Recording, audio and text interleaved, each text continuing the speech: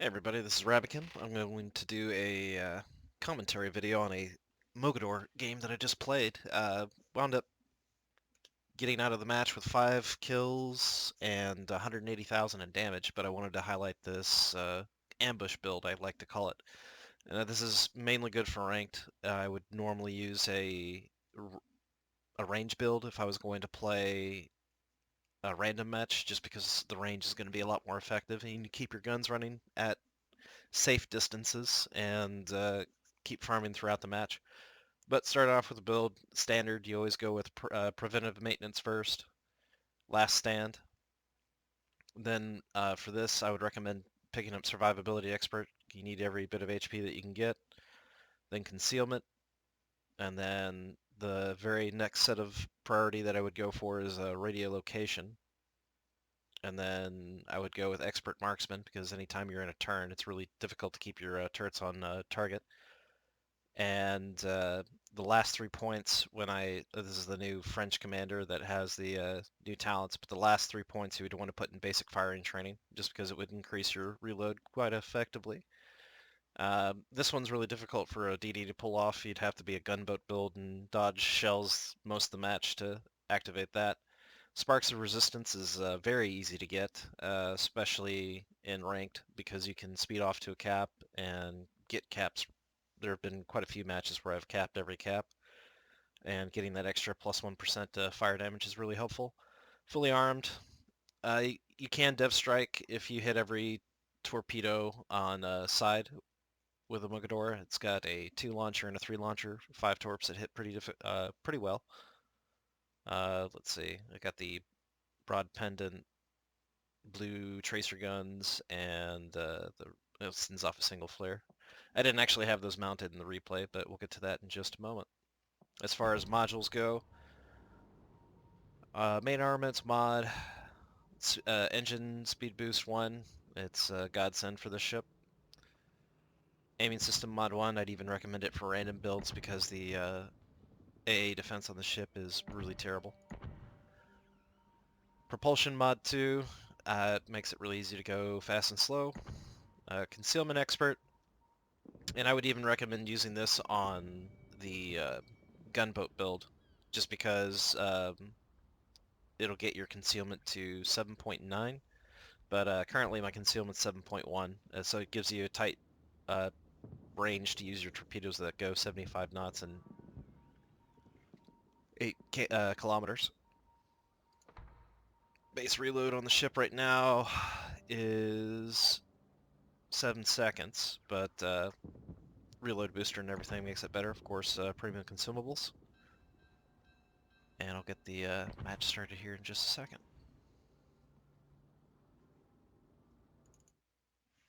On that ship side. Engagements. Very slow.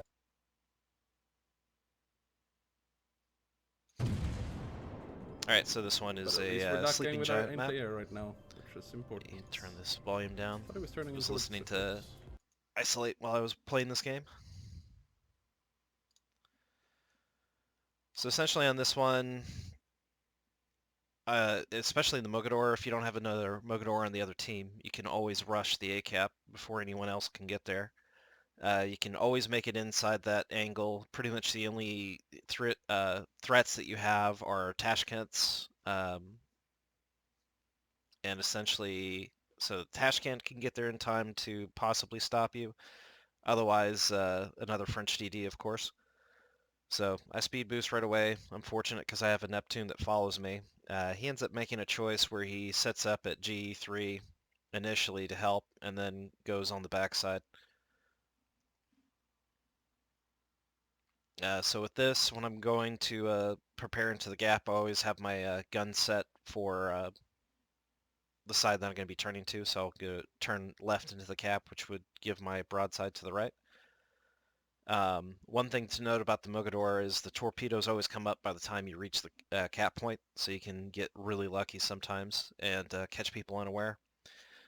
So far, they wind up having an Alaska that winds up pretty much shadowing exactly what my Neptune does on the other side, and there's also a Z46 that is right around the D4 area.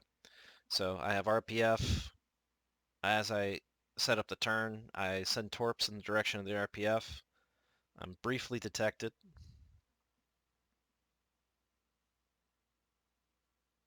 If you do approach like the Z46 does, what he ends up doing is hiding behind. He approaches from behind that corner so the torps can glide harmlessly past him.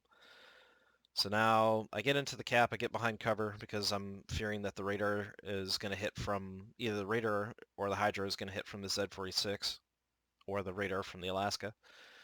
I immediately set up and back up. This is an interesting point because I ended up getting proximity detected because the Z46 is rushing around the corner. He's seen one set of torps. Maybe he's not familiar with the Mogador. He doesn't realize that I have another set of torps, but he's coming to rush me. Now, I have a really good angle. The torp angles on the ship are amazing, and so pretty much I can shoot my torps as he rounds the corner and speed away, and most likely dodge any torps that he sends my way. But this winds up being pretty entertaining.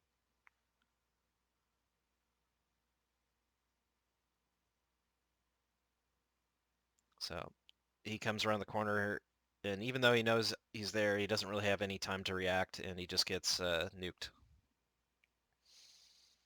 So from there, I just move out just in case there's any other shenanigans. And now that the Z46 is gone, my priority is to find where that Alaska is. I'll turn this up a little so you can hear a little bit of game sounds. A bonus meme on the curve first. So from this point, I see that they have their two, the enemy battleships are both in B cap. I'm seeing the wounded Fletcher, and I'm heading towards them to try to finish him off. And I'm also trying to get a spot on wherever that Alaska is. So the Alaska's there. I briefly consider rushing him from the back because he would really only have his rear gun to fight at me, but that plan immediately gets nixed as soon as he radars me. So the only point of rushing him from the back would be if you had the element of surprise. So now I'm worried that the John Bart is going to get his guns on me, and I start moving toward the Fletcher. He smokes up. I had AP mistakenly loaded. I think I realized it on the next volley, and I switch. Luckily, I ended up getting some penetration, so I still did some decent chip damage, but at least in the Mogador, you should always be using HE versus destroyers, unless you do come up against Akaba, but that's pretty rare. Thought I was going to get a torp angle on him. Go ahead and pop a reload booster here. Even if it's just to finish off a 4 or 5% health ship, I'm always going to do it. It's worth a reload booster and conserving my HP at this point. Alright, so here the Soyuz is way overextended. He's got torps coming from the Benham to the right, and I see that he's slowing down. And instead of setting up on the right side, I set up for a torp run on the left. So pretty much there are two advantages of this. I'll set up on the side where his guns aren't pointing. Secondaries on the Soviet ships are pretty weak, so I just have to dodge my allies' torps, just come around the corner, and it should be a simple unload. So he's speeding up and turning away. I kind of went with the lead. I thought he was going to turn back to the right because of the island, and it looks like he turns back a little and slows down, but I'm kind of surprised that more of the I think he winds up missing the majority of these. So now he's slowing down. He takes 4 from the first set and pretty much every single one of the second. Watch out for the Harugamo. Harugamo Kings. Not another dev strike, sadly. Here I'm detected, so if you're already detected, you might as well take pot shots. I get a good volley on the Alaska. At least on this one, I think. Alright, get a lucky fire. High caliber. This guy turned out and dodged. But it doesn't matter. I would say it's generally worth it to start fires on ships. With the Mogador, I usually try to spread fire from ship to ship, get them to use, especially when I'm at 11 or 12 km. It's a perfect range to engage them. French ships kind of worry me a little bit because they have good shell velocity, same with Russians. I don't recommend trying to pick on a Donskoy. Okay. So in this case, I see that he's backing out of B, so I'm looking for an opportunity to go toward B. That's Get the that third last and stop final we cap. shoot after The this. Alaska We have moved a around the north very side of good the map, shooter right now. pushed our Very big. Neptune out. At this point, I asked the Seattle to help with the That's a Alaska goddamn over an movie, A my man. cap, and Another. unfortunately, he does not comply. Everybody's after this John Bart. The other team is kind of falling apart because they've lost half their team. We've lost none. Our Freddy's kind of in bad shape. Now, this is kind of a low success run. Young is still alive. What That's I good. wanted to do here that I didn't quite implement is pretty much right as soon as I got into range, I hit it in full reverse. And I was hoping to stop before I got into Oh shit, my man's not so 7.1 healthy. kilometer, but I didn't. So he knows the jig's up, and he automatically goes for he goes full bore, turns out, and he's pretty much going to miss every single one of these torps. Let's hope this is But close since we're enough. both heading at each other at high rate of speed, I can easily use the other set of torps to finish him off. What's the Thunder compared to the So I've Conqueror? set Less a guns, one fire that he but can't more afford to accurate, repair. faster shooting. I'm trying to Tankiness limit is his gun tanky, so angles on my this ship, has a... I don't know, it feels like this heal is not the doing same as chip before. damage. That's a really good chunk. I was angled. I would have taken he shot AP at me. If I was broadside, I would have taken a lot less damage. But he takes all those. All but one. Alright, at this point, we've got 4 kills, 2 Alaskas left.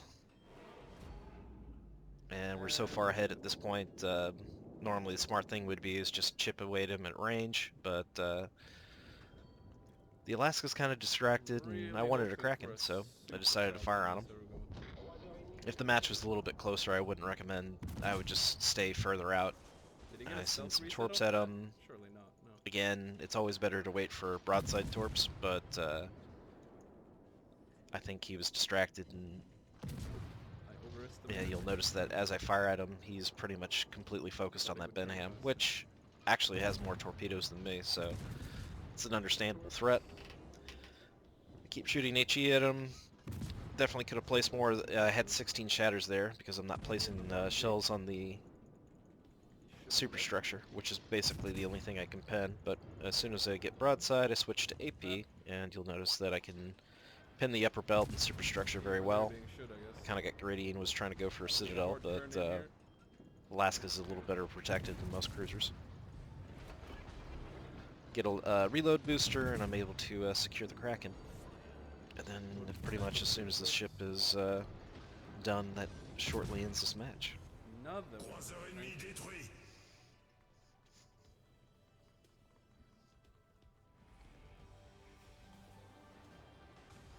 Alright, we're about to have this Hindenburg. I had gotten up to rank 5 earlier,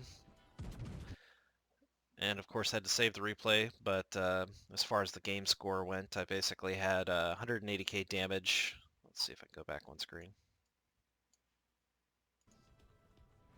180k damage, mostly from those 2 BBs. 13 torpedoes hit. It's pretty much at close range because you can always rush a battleship from the side that their guns aren't on, and you can get point-blank torps, especially ships that don't have really good secondaries. 135 shell hits, 4 fires, and I had no Citadel, sadly, just because the Alaska is pretty well protected, but about anything other than a super cruiser, you can Citadel really well, especially 8 kilometers and in. They didn't really have time to flood because they died to Alpha, but I hope you enjoyed the match and the commentary. The main thing I would say with the Mogador is not to overcommit. Try to engage enemies when you're on cooldown, so if your reload booster, your repairs down, try to stay at range or cut in and out of detectability. And then when your reload is up, then you can go hunt down DDs and look for opportunities to ambush. You saw the 2 ambushes that I had in this, and you can definitely take some big chess pieces off the board.